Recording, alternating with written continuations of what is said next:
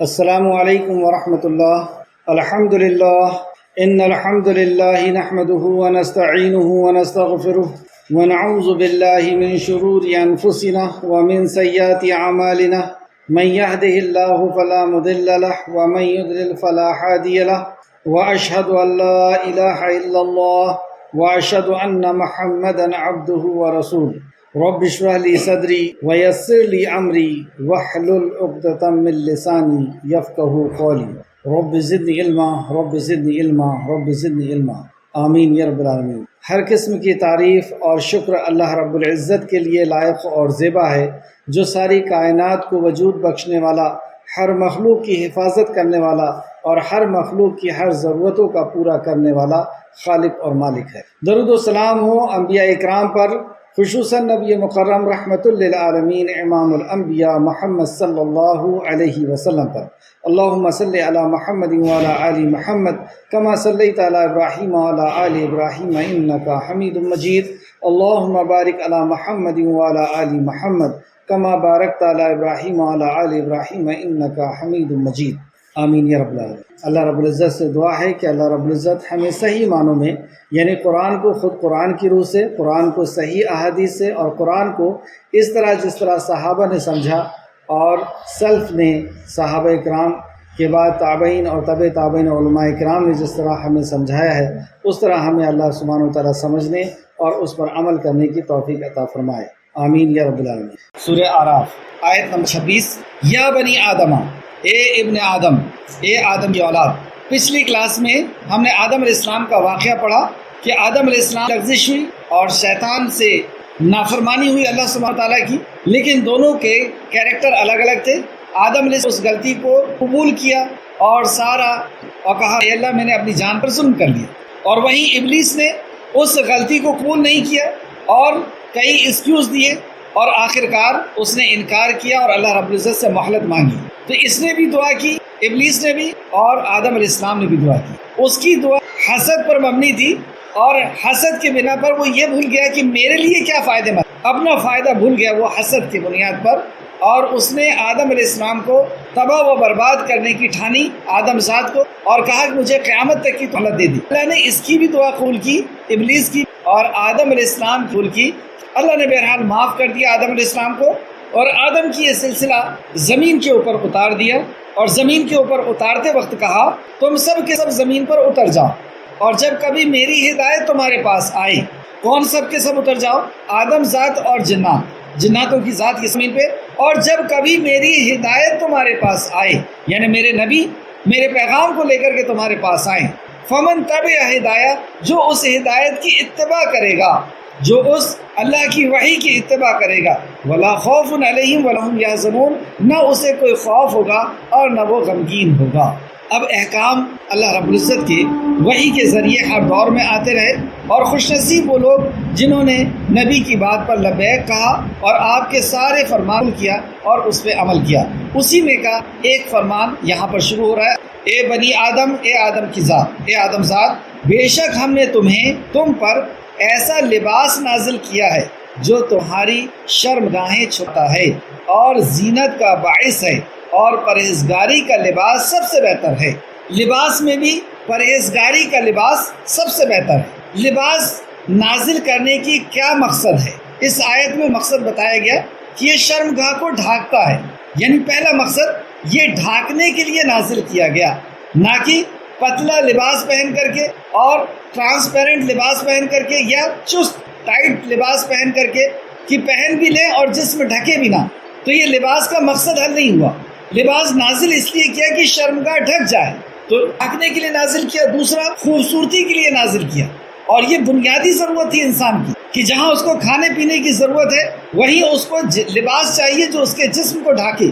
آپ غور کریں کہ اگر یہ لباس اللہ رب العزت نہیں نازل کرتا، یہ کپاس نازل نہیں کرتا، روئی، اور اس کے ذریعے سے اللہ یہ عقل و شعور نہیں دیتا کہ انسان لباس کو بناتا، تو پھر ہم اپنے آپ کو کیسے تو یہ ڈھانکنے کے لیے ہے، خوبصورتی کے لیے ہے، دوسری وجہ خوبصورتی، اور تیسرا یہ حفاظت کے لیے ہے، یہ گرمی سے حفاظت کرتا ہے، ٹھنڈ سے حفاظت کرتا ہے، بارش سے حفاظت کرتا ہے، الگ الگ لباس پہنتے ہیں۔ تو یہ لباس اللہ سبحانہ و تعالیٰ نے نازل کیا۔ لباس کے تعلق سے چند احکام و مسائل نوٹ کریں۔ نمبر 1، کپڑے میں غیروں کی مشابہت نہ ہو، جو ہم لباس پہنے اس میں غیروں کی مشابہت نہ ہو۔ فرمان نبی صلی اللہ علیہ وسلم، جس نے کسی قوم کی مشابہت اختیار کی وہ انہی میں سے شمار ہوگا، یعنی اس کی گنتی انہی میں سے ہوگا۔ صحیح الجامع حدیث نمبر 649، ابو داؤد حدیث نمبر 4031۔ اس سے ملتی جلتی ایک اور حدیث آپ دیکھ سکتے، مسلم شریف حدیث نمبر 2077۔ دوسرا، باریک و چست لباس کی ممانعت، یعنی یہ عریہ لباس ممنوع ہے۔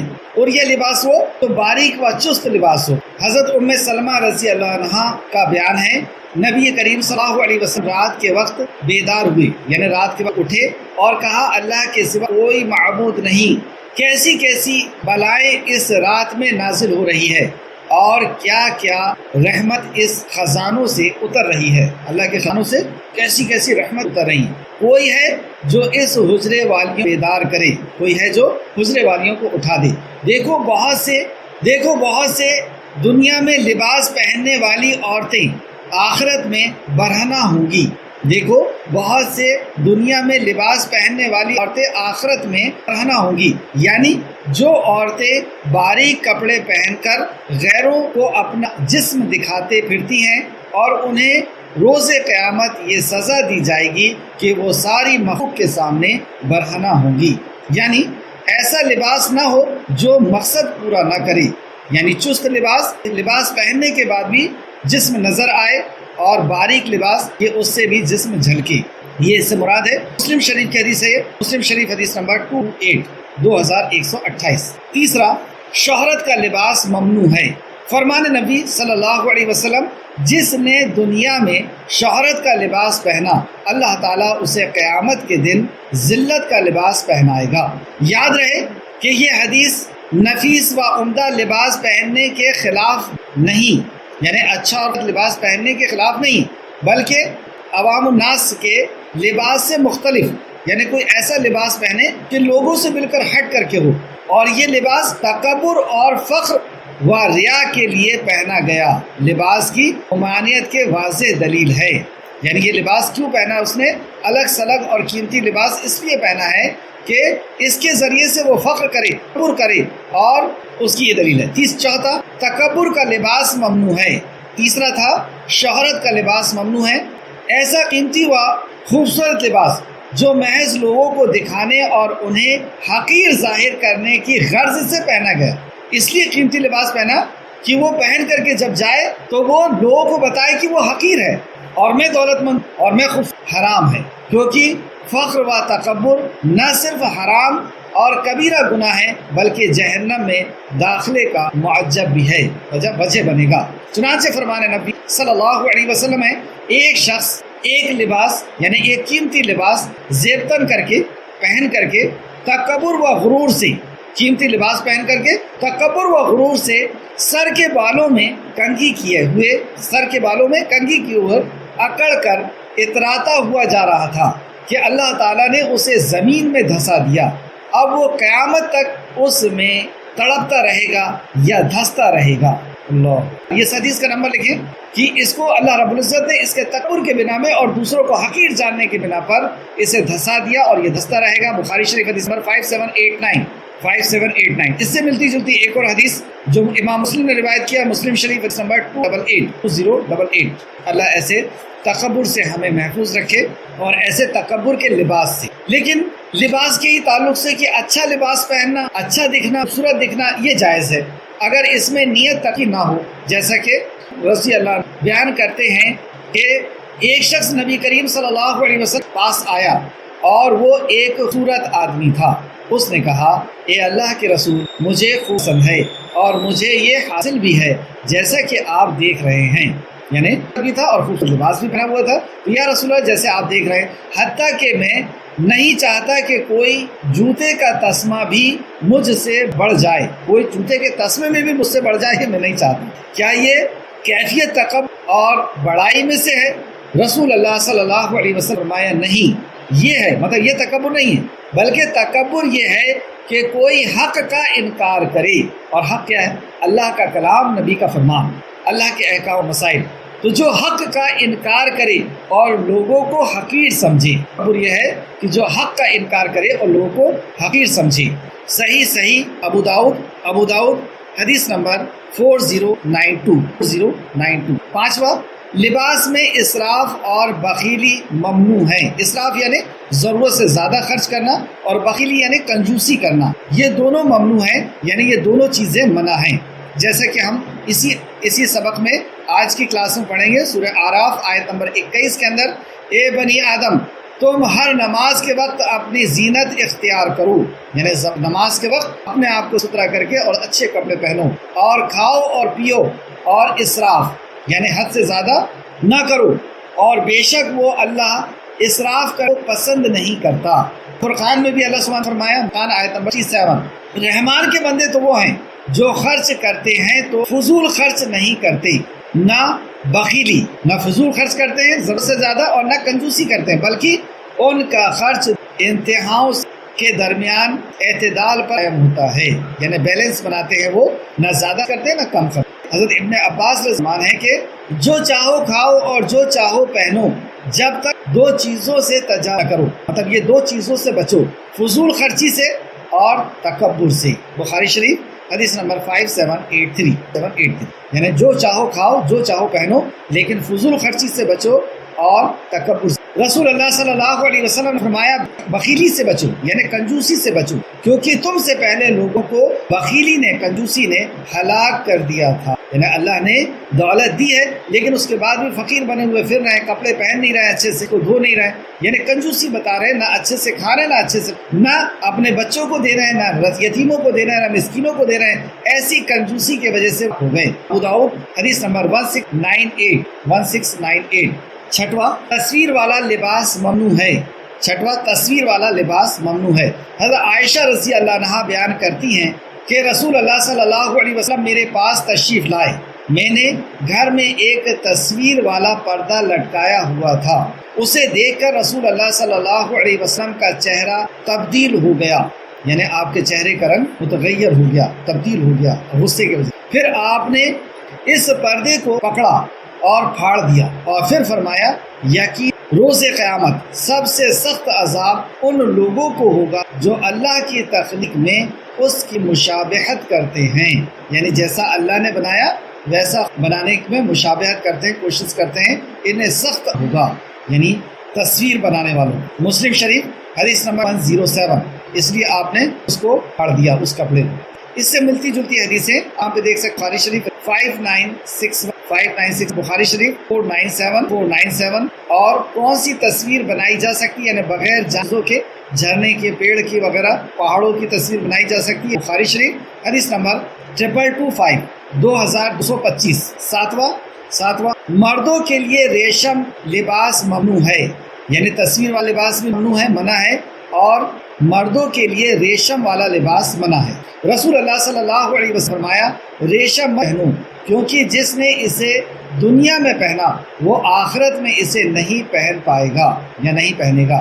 سلسلۃ الصحیح حدیث نمبر 1891۔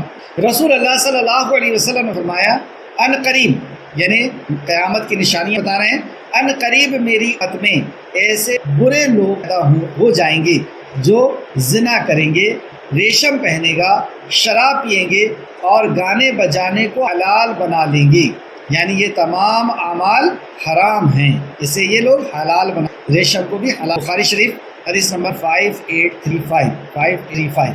آٹھواں پوائنٹ، مردوں کے لیے پیجامہ یا پینٹ وغیرہ وہ پہنتے ہیں، لوور وغیرہ پہنتے ہیں، مردوں کے لیے سلوار ٹخنوں سے نیچے لٹکانا ممنوع ہے، ٹخنوں سے نیچے لٹکانا ممنوع ہے۔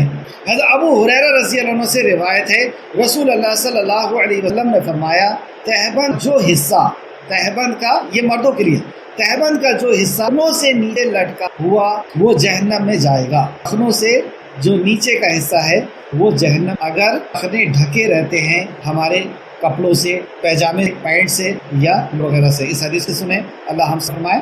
حضرت ابو ہریرہ رضی اللہ عنہ سے روایت ہے، رسول اللہ صلی اللہ علیہ وسلم فرمایا تہبند ٹخنے سے نیچے ہوا ہو جہنم میں ہوگا، بخاری شریف حدیث نمبر 5787 5787 حضرت عبداللہ بن عمر رضی اللہ عنہ سے روایت ہے کہ رسول اللہ علیہ وسلم فرمایا جو شخص پر کی وجہ سے اپنا تہبند گھسٹتا ہوا چلے گا، گھسٹتا ہوا مطلب ایسے زارو پہنے کا کپڑے، اور تکبر کی وجہ سے گھسا ہوا چلے گا، اللہ تعالیٰ اس کے طرف قیامت کے دن نظر بھی نہیں فرمائے گا۔ بخاری شریف حدیث نمبر 5784 5084 ایسی 3 لوگ ہیں جن کی طرف اللہ رب العزت نگاہ سے نہیں دیکھے گا۔ ابو داؤد حدیث نمبر 87، اس میں ایک شخص وہ بھی ہے اپنے تہبند گھسیٹتے ہوئے چلتا ہے تاکہ بنا پر۔ ابو داؤد حدیث 4087۔ 9واں پوائنٹ، مرد اور باہم مشابہت یعنی ایک جیسا لباس ممنوع ہے، مرد اور عورت ایک جیسے کپڑے پہنے یہ بھی منع ہے۔ 10واں پوائنٹ سفید رنگ کے تعلق سے 10واں پوائنٹ، رسول اللہ صلی اللہ علیہ وسلم نے فرمایا سفید لباس پہنو کیونکہ یہ بہت پاکیزہ عمدہ لباس ہے۔ صحیح ابن ماجہ 3567۔ 11واں پوائنٹ، لباس پہنتے وقت دائیں جانب کا لحاظ رکھنا چاہیے۔ ہم لباس پہنے تو پہلے دائیں طرف پہنے، یا جو کام کریں تو دائیں طرف سے کریں، جیسا کہ حضرت عائشہ رضی اللہ عنہا سے مروی ہے کہ آپ صلی اللہ علیہ وسلم نے جوتے پہننے میں، کنگھی کرنے میں، وضو کرنے میں اور دیگر تمام میں داہنے سے شروع کرنا پسند تھا۔ بخاری شریف حدیث نمبر 167، بخاری شریف 226، مسلم شریف حدیث نمبر 628 اسی طرح دوسری حدیث ترمذی شریف میں 1766، جمعہ کے لیے عمدہ لباس مخصوص کرنا یعنی جمعہ کے لیے اچھے کپڑے کو الگ کر دینا۔ حضرت عائشہ رضی اللہ عنہ کی روایت ہے کہ رسول اللہ صلی اللہ علیہ وسلم نے فرمایا اگر کشادگی ہو یعنی اگر تمہارے پاس دولت ہو، پیسے ہوں، کپڑے ہوں، اگر کشادگی ہو تو پھر یہ بات کتنی عمدہ ہے کہ تم میں سے ہر شخص اپنے کام کاج کے کپڑوں کے علاوہ 2 کپڑے جمعہ کے لیے خاص کر لے۔ ابن ماجہ حدیث نمبر 1096 1096۔ 13واں اور آخری پوائنٹ، کسی محتاج کو لباس پہنانے کی فضیلت سے الحمدللہ ہم نے 13 مسائل جانا۔ کسی محتاج کو لباس پہنانے کی فضیلت۔ 13واں پوائنٹ، رسول اللہ صلی اللہ علیہ وسلم نے فرمایا سب سے افضل عمل کسی مومن خوشی پہنچانا ہے۔ اللہ ہم سب سے افضل عمل، رسول فرمایا صلی اللہ علیہ وسلم سب سے افضل عمل کسی مومن کو خوشی پہنچانا ہے۔ مثلا تم اس کے صداپو یعنی اس کو لباس پہناؤ، یا اس کی بھوک مٹا دو، یا اس کی ضرورت پوری کر دو۔ سلسلۃ صحیح حدیث نمبر 1494، صحیح الترغیب حدیث نمبر 2090۔ چلیں اس ایک آیت میں کافی وقت ہو گیا، واپس آئیں آیت کی طرف۔ اے بنی آدم، اے آدم کی اولاد، بے شک ہم نے تم پر ایسا لباس نازل کیا ہے جو تمہاری شرمگاہیں چھپاتا ہے اور زینت کا باعث ہے، اور پرہیزگاری کا لباس بہت بہتر ہے۔ لباس پہنے اس میں پرہیزگاری ہو، تو پرہیزگاری کے تعلق سے ہم نے بہت سے احکام و مسائل پڑھے کہ ہمارا لباس ایسا ہونا چاہیے۔ یہ اللہ کی نشانیوں میں سے ہے تاکہ لوگ نصیحت حاصل کریں۔ تو لباس نازل کرنے کا کیا آیت کے اندر بتایا گیا؟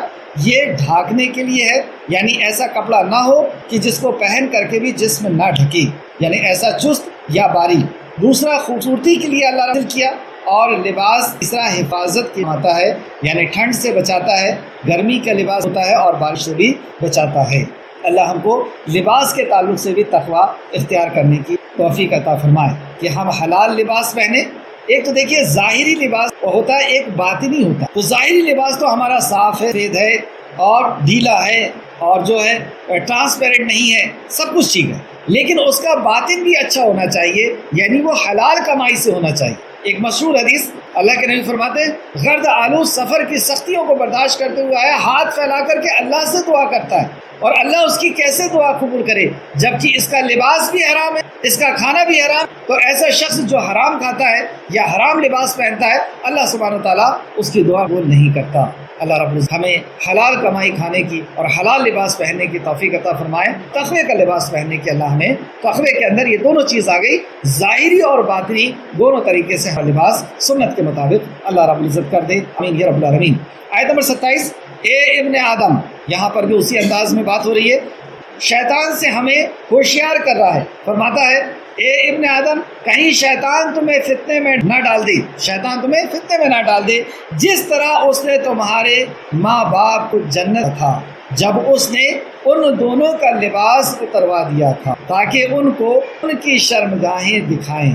تو یہ شیطان ہے جو کہیں ایسا نہ ہو کہ تمہیں بھی پھسلا دے، تمہیں بھی گمراہ کرے، تمہیں بھی فتنے میں ملوث کر دے اور تمہاری عزت کا لباس تمہارے لیے اتروا دے، بے شک وہ اور اس کا قبیلہ۔ اچھا دیکھیں، یہ شیطان چاہتا تھا کہ لباس اتار دے۔ اب شیطان صفت لوگ آپ دیکھیں گے کہ وہ خود ہی اتار دیتے ہیں، یہ شیطان صفت لوگ، کیونکہ وہ شیطان کے پیروکار ہیں اور شیطان کے کہنے پہ انہوں نے کہیں اچھے قیمتی کپڑے جو ہے پھاڑ دیتے ہیں، گھٹنوں سے پھاڑ دیتے ہیں اور کوشش کرتے ہیں کہ ہم کس طرح برہنہ ہو جائیں، اور کچھ تو ہمت کر کے برہنہ بھی ہو جاتے ہیں۔ یہ ہے سب شیطان کی چالیں۔ آگے اللہ فرماتا ہے بے شک وہ اور کا قبیلہ تمہیں دیکھتا ہے جہاں سے تم انہیں نہیں دیکھتے۔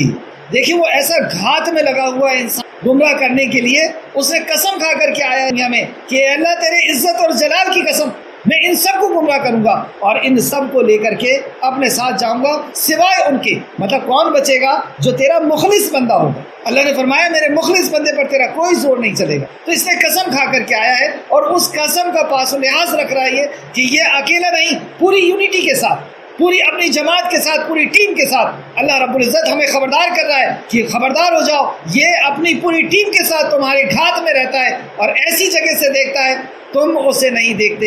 یعنی یہ ایسا دشمن ہے جو دکھائی نہیں دیتا، اور جو دشمن دکھائی نہ دے اس سے بہت زیادہ چوکنا رہنے کی ضرورت ہے، بہت زیادہ ہوشیار رہنے کی ضرورت ہے کہ وہ ہمیں گمراہ نہ کر دے اور ہمیں اللہ رب العزت سے دور نہ کر دے۔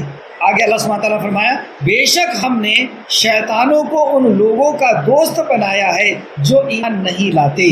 اس جملے پہ غور کریں، بے شک ہم نے یعنی اللہ نے شیطانوں ان لوگوں کا دوست بنایا جو ایمان نہیں لاتے، یعنی جو ایمان والے ہیں وہ شیطان کبھی اپنا، اور جو ایمان والے نہیں ہیں وہ شیطان کو اپنا بناتے ہیں۔ ہم اپنا محاسبہ کر لیں، ہم سیلف انالیسس کر لیں۔ شیطان صفت انسان ہوتے ہیں جو اللہ کی نافرمانی کرتے ہیں، تو انسانوں میں بھی ہوتے ہیں، جناتوں میں بھی ہوتے ہیں، تو یعنی ہم ان کا لحاظ تو نہیں کرتے کہ اس سے برا لگ جائے گا، اللہ رب العزت ناراض ہو جائے تو ہو جائے، لیکن اس سے برا نہیں لگنا چاہیے اور اس کا لحاظ کر کے ہم اس ساتھ چلے جاتے ہیں، ہم اس کے ساتھ وقت گزارنا پسند کرتے ہیں، ہم اس کو راز کی بتاتے ہیں۔ اگر یہ سب ہم کر رہے ہیں تو اللہ نے فرمایا کہ بے شک ہم نے شیطانوں کو ان لوگوں کا دوست بنایا ہے ایمان نہیں لاتے۔ یہ ایمان کا تقاضا ہے کہ ایمان والا اللہ کے نافرمانوں کو، شیطان صفت لوگوں کو دوست نہیں بناتا۔ سورہ کہف آیت نمبر 50 کے اندر بھی اللہ سبحانہ تعالیٰ نے فرمایا، سورہ کہف آیت نمبر 50، کیا پھر تم اس کو اور اس کی اولاد کو میرے سوا دوست بناتے ہو؟ کتنی غیرت دل آیت میں کہ تم شیطان کو اور اس کے اولاد کو میرے سوا دوست بناؤ، یعنی اللہ آفر دے رہا مجھے دوست بناؤ، اللہ کو دوست بناؤ، اور تم اللہ کو چھوڑ کر کے شیطان۔ اس کا دوسرا مطلب یہ بھی نکلا کہ تم اگر شیطان کو دوست بناتے ہو تو اللہ کی دوستی کو بھول جاؤ، وہ تمہارا دشمن ہے، وہ تمہارے رب کا نافرمان ہے، اس کے باوجود ایسا کرتے ہو۔ آیت کو سمجھ فرمائے، کیا پھر تم اس کو اور اس کی اولاد کو میرے سوا دوست بناتے ہو حالانکہ وہ تمہارا دشمن ہے، ظالموں کے لیے برا بدلہ ہے۔ آیت نمبر 28، اور جب وہ کوئی بے حیائی کا کام کرتے ہیں تو کہتے ہیں ہم نے اپنے باپ کو یہی کرتے ہوئے پایا اور اللہ نے ہمیں اس کا حکم دیا ہے۔ آج بھی آپ دیکھیں گے کہ جو یہ مشرکین بے حیائی کا کام کرتے ہیں، اللہ کی نافرمانی کا کام کرتے ہیں، اور ان سے کہو کہ ایسا کیوں کر رہے ہو تو کہتے ہیں ہم نے اپنے باپ دادا کو اسی میں پایا۔ کیا ہمارے دادا جو ہے وہ دین پہ نہیں تھے؟ کیا ہمارے باپ دادا ایسا اس لیے کرتے تھے کیونکہ یہی اللہ کا حکم ہے؟ تو ایک تو جرم کیا اور دوسرا ایک اور جرم کی شریعت سازی بھی کر دی کہ یہ اللہ رب العزت نہیں فرمایا۔ یہ واقعہ ان لوگوں کا ہے، ان مشرکین مکہ، اس میں قریش کے یعنی بنو ہاشم کے قبیلے کو چھوڑ کر کے جو دوسرے مشرکین مکہ تھے، یہ بے حیائی کا کہ جو کام کیا کرتے تھے، یعنی ان کی نماز تھی تالی بجانا، سیٹی بجانا، اور یہ لوگ خانہ کعبہ کا طواف برہنہ ہو کر کے کرتے، بغیر کپڑے کے خانہ کعبہ کا طواف۔ دیکھیں سوچیں اس قدر ان کے اندر بگاڑ، اس قدر ان کے اندر بگاڑ کہ جو توحید کے بنیاد جس گھر کو بنایا گیا تھا اس گھر کے اندر 360 مجسمے رکھ دیے اور ان کو اللہ رب العزت کے ساتھ حاجت روا اور مشکل کشا بنا، شرک کرنے لگے، اور ان کی نماز تالی بجانا، سیٹی بجانا، اور یہاں تک کہ مرد اور عورت برہنہ ہو کر کے بغیر کپڑے کے خانہ کعبہ جیسی اللہ کے گھر کی طواف کر رہے ہیں۔ اور اس کے لیے کیا جواب دیتے ہیں یہ لوگ کہ جن کپڑوں میں ہم نے اللہ کی نافرمانی کی ہے اس کپڑے پہ ہم کیسے طواف کریں، جس کپڑے پہ ہم نے اللہ کی نافرمانی کی ہے اس کپڑے پہ ہم کیسے طواف کریں، اس لیے کپڑے اتار کر کے طواف کریں۔ تو اس اسکن کے ساتھ بھی تو گناہ کا کام کیے، اسکن کو بھی اتار دو، چمڑے کو بھی۔ یہ ان کا لاجک، اس طریقے سے یہ اپنی من گھڑت بات لگاتے ہیں۔ دوسرا کہتے ہیں کہ اللہ نے جس طرح ہمیں پیدا کیا ہے پہلی بار بغیر کپڑے کی، اسی طرح ہم بغیر کپڑے کے اللہ کی عبادت۔ تو ان کے جواب میں اللہ سبحانہ نے فرمایا تو یہ مشرکین مکہ تھے، لیکن اس میں قریش یعنی بنو ہاشم کا جو قبیلہ تھا وہ ایسا نہیں کرتا تھا، جس میں نبی کریم صلی اللہ علیہ وسلم بھی تھی۔ اور جب وہ کوئی بے حیائی کا کام کرتے ہیں تو کہتے ہیں ہم نے اپنے باپ دادا کو یہی کرتے ہوئے پایا اور اللہ نے ہمیں اس کا حکم دیا ہے، یعنی اس بدعت، یہی بدعت ہو کہ خود ساختہ طور پر کر لینا اور اسے دین کا نام دینا۔ اے نبی آپ کہہ دیجئے اللہ قطعاً بے حیائی کا حکم دیتا، اللہ ہرگز بے حیائی کا حکم نہیں دیتا۔ یا رسول آپ ان سے کہہ دیجئے کیا تم اللہ کے ذمے ایسی بات لگاتے ہو جو تم نہیں جانتے؟ دونوں ان کے عقیدے کا جواب دیا گیا۔ پہلی بات تو یہ کہ اللہ بے حیائی کا حکم نہیں دیتا، اور دوسرا تم ایسی بات کہتے ہو جو تم نہیں جانتے اور اللہ رب نے اس بات کو لگا۔ کہہ دیجئے آیت نمبر 29 کہہ دیجئے میرے رب نے انصاف کرنے کا حکم دیا ہے اور یہ کہ ہر نماز کے وقت اپنا سیدھا قبلہ رخ کر لوں اور خالص اس کی اطاعت کرتے ہوئے اس کو پکاروں۔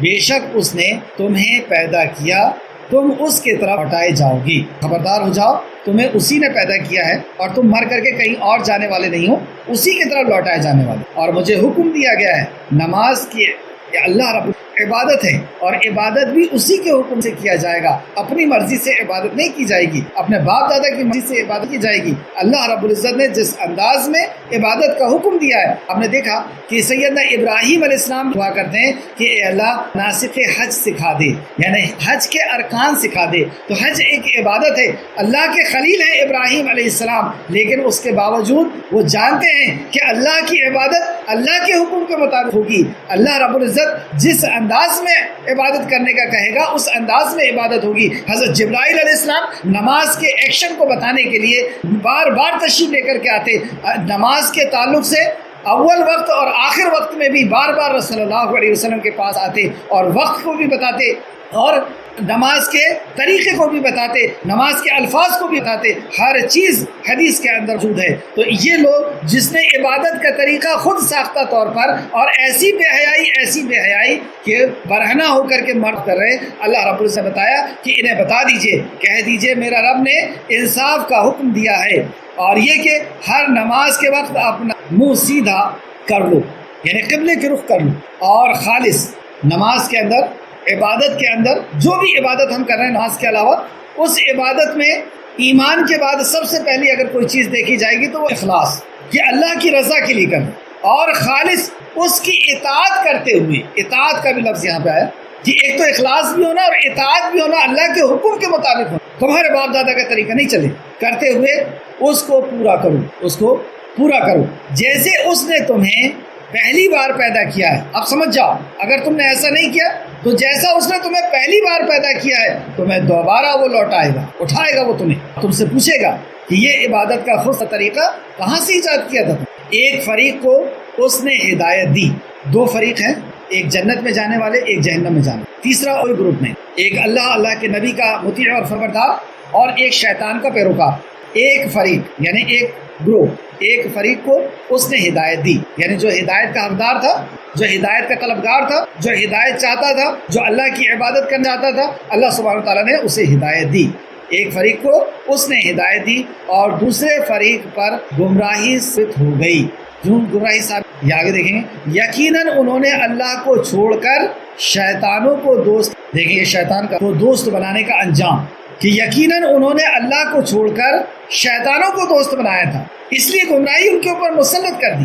گمراہی کی وجہ یہ کہ اس نے شیطانوں کو دوست بنایا اور وہ خیال کرتا ہے کہ بے شک وہ ہدایت یافتہ ہے، شیطان کو دوست بنایا ہے، شیطان کا لحاظ کرتا ہے، اس کے ساتھ رہنا پسند اور اس کی اطاعت و فرمانبرداری کرتا ہے، اس کو راز کی بات بتاتا ہے اور یہ سمجھتا ہے کہ میں ہدایت یافتہ، اور وہ خیال کرتا ہے کہ بے شک وہ ہدایت یافتہ ہے۔